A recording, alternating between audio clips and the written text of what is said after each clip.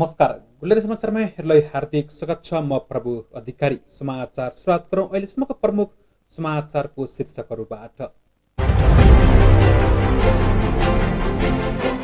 गण्डकी प्रदेश सरकारको नीति तथा कार्यक्रम प्रदेश प्रमुख अमिक शेरचनद्वारा प्रस्तुत। विश्वव्यापी महामारीबाट सिर्जित समस्याबाट अर्थतन्त्रलाई उठाउनु पर्नेमा छोड।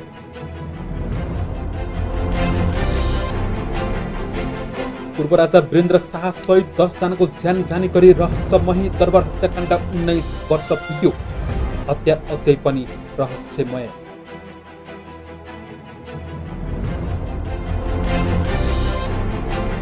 नेपाली काङ्ग्रेसद्वारा रुकुम पश्चिमको घटनामा दलित सांसदको नेतृत्वमा समिति गठनको माग। समिति गठन नभए कडा कदम चाल्ने चेतावनी।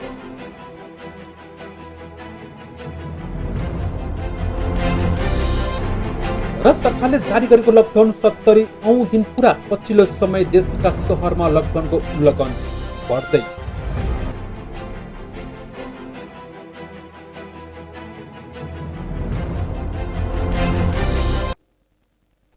समाचार अब विस्तारमा। गण्डकी प्रदेश सरकारको वार्षिक नीति तथा कार्यक्रम प्रदेश प्रमुख अमिक शेरचनले प्रस्तुत गर्नुभएको छ। कार्यक्रम प्रस्तुत गर्दै प्रदेश प्रमुख शेरचनले प्रदेशको समृद्धि हासिल गर्न सन्तुलित विकाससँगै समृद्धि प्रदेश र सुखी नागरिकको नारा अनुसार प्रदेश सरकार अघि बढ्ने उल्लेख गर्दै प्राकृतिक सुन्दरता र सांस्कृतिक विविधता युक्त प्रदेशलाई सभ्य सुसंस्कृत प्रदेशका रूपमा विकास गर्न अघि बढ्ने नीति तथा सरकारले लिएको बताउनु भएको थियो। नीति तथा कार्यक्रममा कोभिड-19 विरुद्धको लडाईँमा ध्यान दिन केन्द्रित गर्ने जनाइएको छ। प्रदेश प्रमुख शेरचनले विश्वव्यापी महामारीबाट सिर्जित समस्याबाट अर्थतन्त्रलाई उठाउन र कोभिड विरुद्धको लडाईँमा नीति तथा कार्यक्रमले जोड दिएको बताउनु भएको थियो। नागरिकको स्वास्थ्य प्रणालीलाई सुदृढ गर्ने योजना अनुरूप गण्डकी प्रदेश सरकारले आफ्नो तेस्रो वर्षको नीति तथा कार्यक्रम प्रभावकारी र सर्वसुलभ स्वास्थ्य सेवा सुविधा सम्पन्न प्रयोगशालासँगै सरुवा रोग अस्पतालको निर्माण, गण्डकी स्वास्थ्य तालिम तथा प्रतिष्ठानको स्थापना, सबै नागरिकलाई स्वास्थ्य बिमा, आयुर्वेद अस्पतालको निर्माण लगायतमा जोड दिएको छ। नेपालको युगान्तकारी अग्रगामी परिवर्तनका लागि सङ्घीय लोकतान्त्रिक गणतन्त्रात्मक शासन व्यवस्था स्थापना गर्न ऐतिहासिक जनआन्दोलन, जनयुद्ध र सबै खालका आन्दोलन तथा सङ्घर्षका क्रममा शहादत प्राप्त गर्नुहुने सम्पूर्ण ज्ञात अज्ञात अमर शहीदहरू प्रति भावपूर्ण श्रद्धाञ्जली अर्पण गर्दछु। शहीद, विपत्ता तथा घाइते परिवारप्रति सम्मान सहित घाइतेको शीघ्र स्वास्थ्य लाभको कामना गर्दछु। यसै गरी राष्ट्रियता, लोकतन्त्र, गणतन्त्र र जनजीविकाको आन्दोलनको नेतृत्व गर्नुहुने सम्पूर्ण अग्रजहरू प्रति उच्च सम्मान प्रकट गर्दछु। उहाँहरूले पुर्याउनु भएको अमूल्य योगदानको स्मरण गर्न चाहन्छु।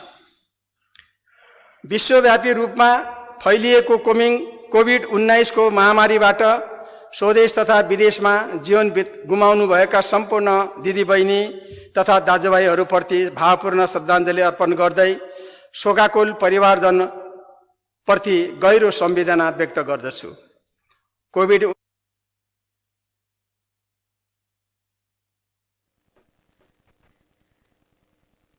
एकैदिन नेपालमा 226 जनामा कोरोना संक्रमण पुष्टि भएको छ। संक्रमण विभिन्न स्थानमा रहेको प्रयोगशालामा गरिएको जाँचमा 226 जना नयाँ कोरोना संक्रमित फेला परेको स्वास्थ्य मन्त्रालयका प्रवक्ता डाक्टर विकास देवकोटाले जानकारी दिनुभएको हो।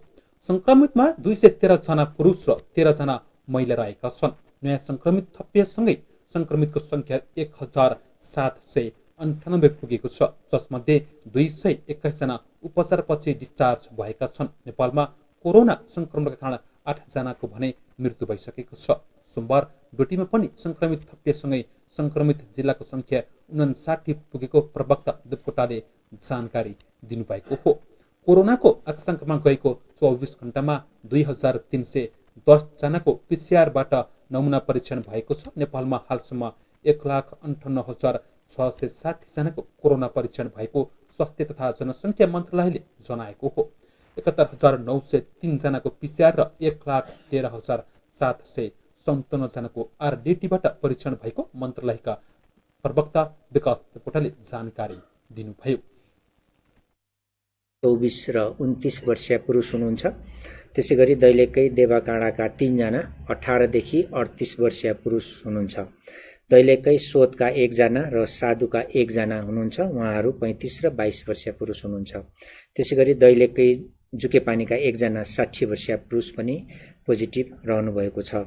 त्यसैगरी दैलेख दुल्लुका 7 जना हुनुहुन्छ। उहाँहरू 23 र 30 वर्षीय 2 जना महिला र 2 वर्षका बालकदेखि 39 वर्षका पुरुषसम्मका व्यक्तिहरू हुनुहुन्छ।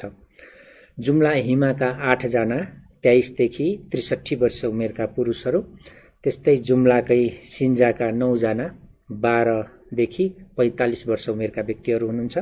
त्यसैगरी जुम्लाकैमा कार्यरत रहनुभएका 2 जना हुनुहुन्छ। त्यहाँ काम गर्ने व्यक्तिहरू 27 र 34 वर्षका पुरुषहरू हुनुहुन्छ। त्यसैगरी प्रदेश अस्पताल सुर्खेत र पशुपन्छी रोग अन्वेषण प्रयोगशाला सुर्खेतमा गरिएको परीक्षणमा 32 जनाको पोजिटिभ आएको छ। उहाँहरू दैलेख नारायण नगरपालिकाका 16 जना 10 वर्षीय बालकदेखि 36 वर्षीय उमेरका पुरुष हुनुहुन्छ। त्यसैगरी दैलेख महाबु गाउँपालिकाका 1 जना 25 वर्षीय पुरुष, सल्यान बनगाड कुपिण्डेका 10 जना 20 देखि 40 वर्ष उमेरका पुरुषहरू हुनुहुन्छ र सुर्खेतका बाराहतालका 5 जना 20 देखि 26 वर्षीय पुरुष हुनुहुन्छ। त्यसैगरी धुलीखेल अस्पतालमा गरिएको परीक्षणमा 20 जनाको पोजिटिभ आएको छ। उहाँहरू कपिलवस्तु बाणगङ्गाका 2 जना 31 र 38 वर्षीय महिलाहरू हुनुहुन्छ। त्यसैगरी रौतहट परौवाका 14 जना 19 देखि 45 वर्षका पुरुषहरू हुनुहुन्छ।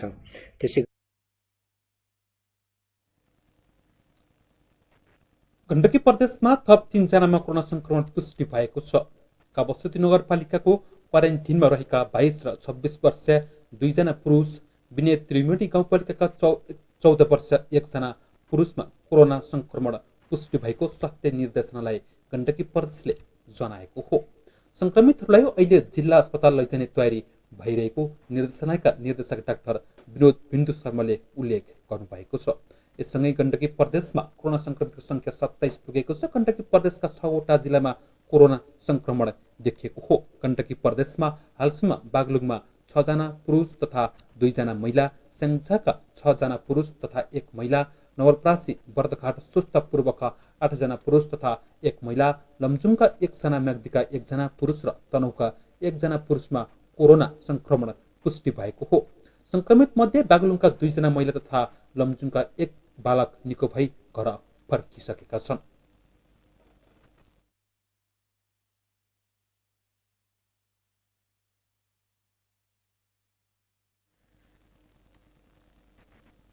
पूर्व राजा वीरेन्द्र शाह सहित 10 जनाको ज्यान जाने गरी रहस्यमय दरबार हत्याकाण्ड भएको सोमबार 19 वर्ष पुगेको छ। विक्रमसम्म 2058 जेठ 19 गते तत्कालीन राजा वीरेन्द्र शाहको वंशनाश हुने गरी दरबार हत्याकाण्ड अझै पनि रहस्यमय नै रहेको हो। नेपालको इतिहासकै सबैभन्दा अकल्पनीय र रहस्यमय घटनाको रूपमा लिएको यस हत्याकाण्डमा तत्कालीन राजा वीरेन्द्र सहित रानी ऐश्वर्या, पूर्व युवराज दिपेन्द्र र निराजन तथा युवराज्ञी सुर्ती लगायतको हत्या भएको थियो। नागरिकले इतिहासकै कालो दिनको रूपमा लिँदै आएको यो दिनमा सरकारी स्तरबाट कुनै कार्यक्रम नगरिए पनि विभिन्न सङ्घ संस्थाले भने श्रद्धाञ्जली अर्पण गर्दै आएका छन्। योगी नरहरिनाथ ट्रस्ट आध्यात्मिक परिषदले लकडाउनकै बीच ललितपुरको जावलाखेलमा रहेको पूर्व राजा वीरेन्द्रको शालिगमा माल्यार्पण तथा श्रद्धाञ्जली कार्यक्रम आयोजना गरेको हो। हत्याकाण्डबारे तत्कालीन सर्वोच्च अदालतका प्रधान न्यायाधीश केशव प्रसाद उपाध्याय, सभामुख तारानाथ राणाभाट सहितको छानबिन समिति बनाइएको थियो।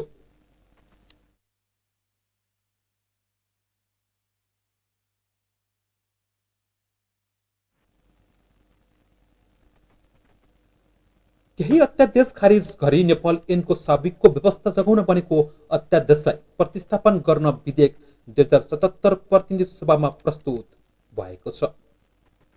प्रतिनिधि सभाको सोमबारको बैठकमा कानून, न्याय तथा संसदीय मामिला मन्त्री शिवमाया तुम्हाम्बेले उक्त विधेयक पेश गर्नुभएको थियो। त्यसअघि उहाँले केही अध्यादेश खारेज गरी नेपाल ऐनको साबिकको व्यवस्था जगाउन बनेको अध्यादेशलाई प्रतिस्थापन गर्ने विधेयक 2077 प्रस्तुत गर्न अनुमति माग्ने प्रस्ताव प्रस्तुत गर्नुभएको थियो।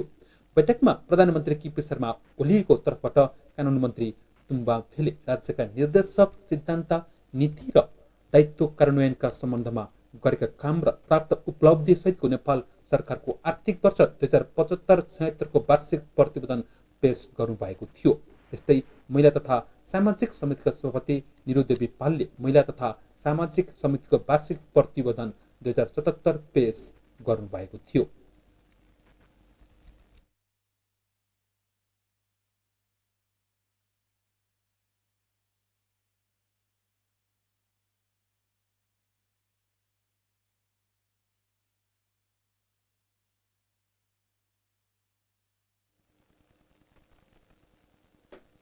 सत्तारूढ दलका सांसदहरूले आर्थिक वर्ष 2077-78 को बजेटको समर्थन गरेका छन् भने विपक्षी दलका सांसदहरूले अहिलेको अवस्थामा बजेट उत्कृष्ट नभएको बताएका छन्। राष्ट्रिय सभाको सोमबारको बैठकमा नेकपाका सुमनराज प्याकुरीले कोभिड-19 रोकथाम, वृद्ध भत्तालाई निरन्तरता, उद्योग सञ्चालन, सहकारी खेती लगायतकामा जोड दिएका कारण बजेट उत्कृष्ट रहेको बताउनु भएको थियो। सरकारले प्रस्तुत गरेको बजेटले वैदेशिक रोजगारीमा गएका युवाहरूलाई स्वदेशमै रोजगारीका लागि सहयोग पुर्याउने उहाँको भनाइ छ। त्यसैगरी तराई मधेसलाई पनि बजेटले राम्रोसँग सम्बोधन गरेको बताउनु भएको थियो। काङ्ग्रेसका रमेश जङ रामेजीले गत वर्षको बजेट फ्रिज भएकाले बजेट कार्यान्वयन गर्ने निकायलाई सक्रिय रहनु पर्नेमा जोड दिनुभएको थियो। उहाँले नेपाली जनताको आशा र भरोसा अनुसार बजेट आउन नसकेको आफ्नो भनाइ व्यक्त गर्नुभयो। कोरोनाबाट थलिएको उद्योगहरूलाई विभिन्न राहतको व्यवस्थापन गरिएको छ भने स्वरोजगारको वातावरण बनाउन स्वदेशी श्रमिकहरूलाई 2 वर्ष रोजगारीको ग्यारेन्टी सहित काममा लगाउने उद्योगहरूलाई त्यस्ता श्रमिकको सिकारु अवस्थाको 3 महिनाको न्यूनतम श्रमको मूल्य सरकारले तिरिदिने व्यवस्थापन गरेर अहिले जुन विदेशबाट जुन मान्छेहरू आइरहेका छन्, विभिन्न देशमा श्रमिकको रूपमा रहनुभएका जुन मान्छेहरू फर्केर आइरहन्छ, उहाँहरूलाई नेपालमा व्यवस्थापन गर्न यसले ठुलो सघाउ पुर्याउँछ भन्ने मेरो बुझाइरहेको छ। 2200-2300 किट खर्च गरिसक्यौँ। अब हामीसँग 600-700 किट मात्र बाँकी छ र पारीबाट हाम्रो नेपाली अन्य मुलुकबाट आउने क्रममा जारी छ। तिनको पिसिआर चेक गर्नुपर्ने अवस्था छ। तिनको पिसिआर गर्नलाई सरकारले तत्काल पिसिआरहरू मगाउनु पर्थ्यो। अहिलेसम्म 3 महिना भयो सरकार सुतेर बसिरहेको छ।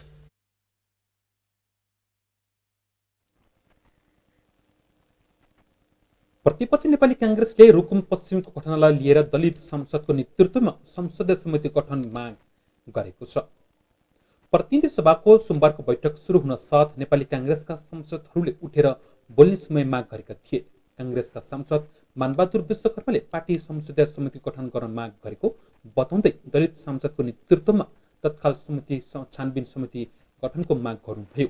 उहाँले समिति गठन नभई कडा कदम चाल्न बाध्य हुने चेतावनी पनि दिनुभएको थियो। सांसद विश्वकर्माले गृहमन्त्रीले गठन गरेको छानबिन समितिले न्याय दिन नसक्ने दावी गर्दै उक्त समितिलाई मान्यता पनि नदिने समेत बताउनु भएको छ। त्यस्तै बैठकको शून्य समयमा नेपाली काङ्ग्रेसका गगन कुमार थापाले संविधानमा दलितको हकको स्पष्ट व्यवस्था भए पनि रुकुम पश्चिमको घटनाले नेपालीको अनुहारमा कालो पोतेको बताउनु भयो। यस हत्याकाण्डलाई फितलो बनाउनका लागि जाजर कोर्टमा आर्थिक चलन चाहिँ भइराखेको पनि हामीले चाहिँ रिपोर्ट पाइराखेका छौँ सरकारको पक्षबाट, सत्ता पक्षको पक्षबाट। यस घटनाका पछि संयुक्त राष्ट्रसङ्घको ध्यानाकर्षण पनि भएको छ र उसले निष्पक्ष समिति गठन गर्नका लागि माग पनि गरेको छ भने नेपाली काङ्ग्रेसले त्यो घटनाको निन्दा गर्दै एक संसदीय समितिको पनि माग गरेको कारण आज हामी चाहिँ त्यो मागलाई लिएर यहाँ उपस्थित भएका छौँ।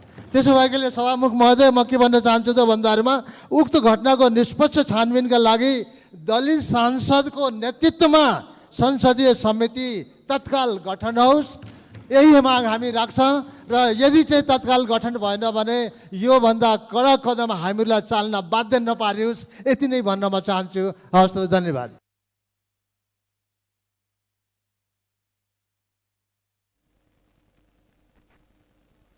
अर्थमन्त्री डाक्टर युवराज खतिवड़ाले अमेरिकी सहयोग मिलिनियम च्यालेन्ज कर्पोरेसन एमसिसी सम्झौतासँग सम्बन्धित बजेट र कार्यक्रम संसदले अनुमोदन गरेपछि मात्रै कार्यान्वयनमा जाने स्पष्ट पार्नु भएको छ।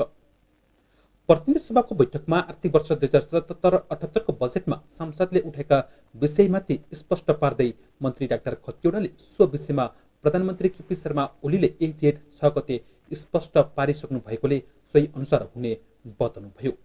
मन्त्री डाक्टर खतिवड़ाले स्वदेशी आवश्यकता, राष्ट्रिय प्राथमिकता र हितलाई ध्यानमा राखेर वैदेशिक सहायता नीति अनुसार वैदेशिक सहयोगले कार्यान्वयन गर्ने पनि स्पष्ट गर्नुभएको थियो।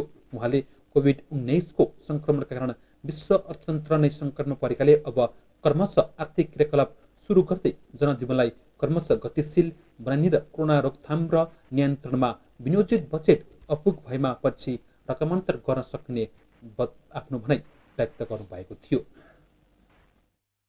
मान्नै पर्ने हुन्छ। हामीले त्यो मान्नुपर्छ र सर्वसम्मत मान्ने गरी नै त्यो संवैधानिक आयोग बनाएको होला नि त। त्यसो हुनाले त्यसले दिएको कुरालाई अर्थ मन्त्रालयले स्वीकार गरेको छ र त्यसको आधारबाट बजेट विनियोजन भएको छ।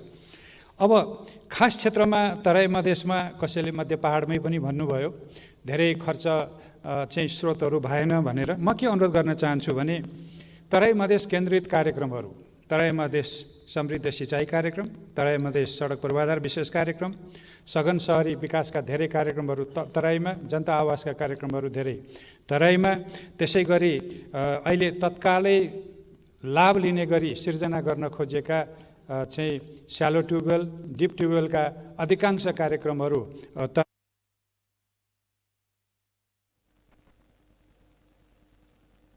रुकुम पश्चिमको चौर जहारीमा भएको घटनाको निष्पक्ष छानबिन गर्दै दोषीमाथि कारबाही गर्न माग गर्दै सोमबार पनि काठमाडौँमा विरोध प्रदर्शन गरिएको छ। नेपाल दलित सङ्घ काठमाडौँ जिल्ला कार्य समिति लगायत विभिन्न सङ्घ संस्थाहरूले उक्त घटनाको सत्य तथ्य छानबिनको माग गर्दै सोमबार प्रदर्शन गरेको हो। जातीय छुवाछुतकै कारण घटना भएकाले पीडितलाई तत्काल सजायको माग गर्दै प्रदर्शन गरेको उनीहरूले बताएका छन्।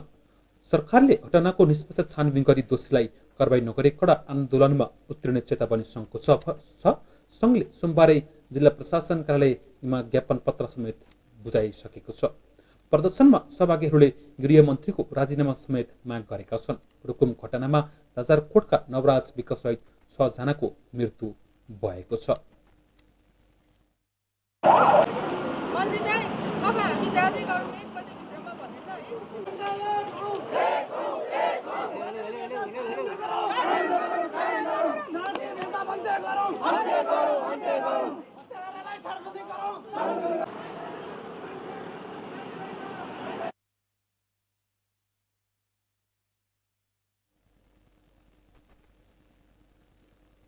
कोरोना संक्रमणले विश्वभर 3,71,700 को ज्यान गइसकेको छ भने 61,52,160 जनामा कोरोना संक्रमण पुष्टि भएको छ। संक्रमितको संख्या अमेरिकामा सबैभन्दा बढी 17,88,762 जना छ। सबैभन्दा बढी अमेरिकामा 1,04,356 जनाको मृत्यु भएको छ। बेलायतमा 38,571, इटालीमा 33,415, ब्राजिलमा 29,314 को मृत्यु भएको छ। ब्राजिलमा 5,14,849, रुसमा 4,05,843, बेलायतमा 2,76,156, स्पेनमा 2,39,479, इटालीमा 2,32,997 जनामा संक्रमण पुष्टि भएको छ। संक्रमण मुक्त हुनेको संख्या अमेरिकामा 4,44,758 जना छ। ब्राजिलमा 2,06,555, रुसमा 1,71,883, जर्मनीमा 1,65,352 जना संक्रमण मुक्त भएका छन्। भारतमा कोरोना भाइरस कोभिड-19बाट संक्रमितहरूको संख्या 1,90,000 नागेको छ।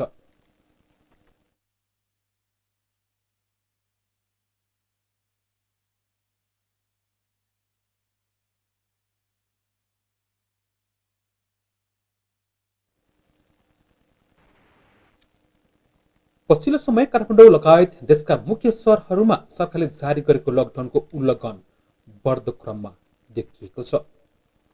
चीनको वुहानबाट सुरु भएको कोरोनाको संक्रमण बढ्न थालेपछि सरकारले गत चैत्र 11 गतेदेखि लकडाउन गरेको हो।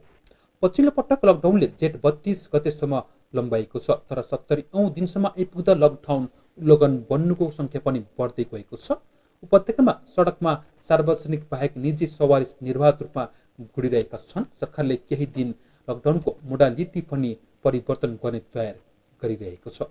लकडाउनमा अत्यावश्यक सेवाका सवारी र पासबाग सवारी मात्रै सञ्चालनमा आउन पाउने भए तापनि अन्य सवारीहरू पनि निर्वाध रूपमा गुडिरहेका छन्।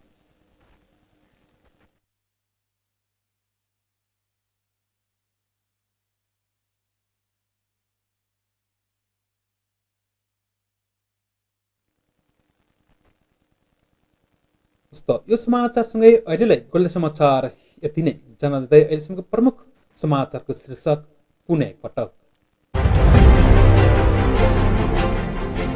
गण्डकी प्रदेश सरकारको नीति तथा कार्यक्रम प्रदेश प्रमुख अमिक शेरचन्दद्वारा प्रस्तुत। विश्वव्यापी महामारीबाट सिर्जित समस्याबाट अर्थतन्त्रलाई उठाउनु परेमा जोड।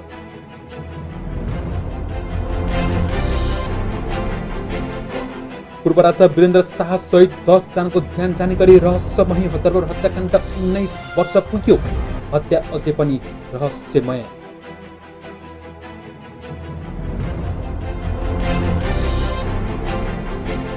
नेपाली कांग्रेसद्वारा रुकुम पश्चिमको घटनामा दलित सांसदको नेतृत्वमा समिति गठनको माग। समिति गठन नभए कडा कदम चाल्ने चेतावनी।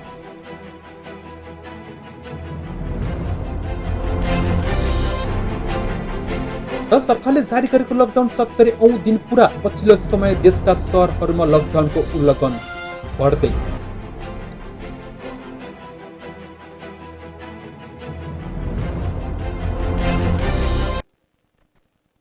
यसका साथै हामी सम्पूर्णलाई आज्ञा दिनुहोस्। हेर्दै गर्नुहोस् पोखराको पहिलो टेलिभिजन गोल्डन नाइट टेलिभिजन।